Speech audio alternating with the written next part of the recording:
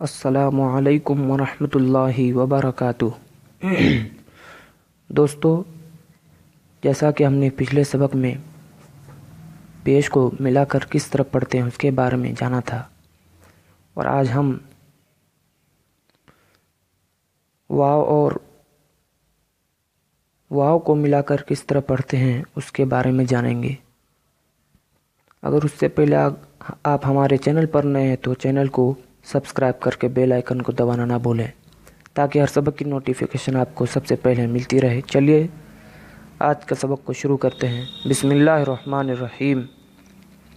लोटा, टोपी, दो रो,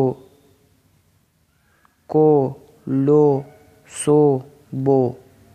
दो रो, को, लो, सो, बो।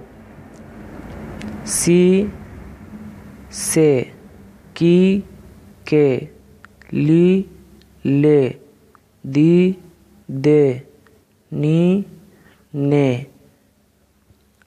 ओला, बोला, तोड़ा, जोड़ा, टोपा, दौरा, डोरा, रोका, सोना, कोना, सोचा, मोटा, होगा, गोरा, पोता, मारो, गाड़ो, तापू, काटो, डालो, जागो, मानो, बोलो, जोड़ो, तोड़ो, रोको, सोचो, चूसो, गोली, डोरी, गोदी, मोटी, होली, तोड़ी।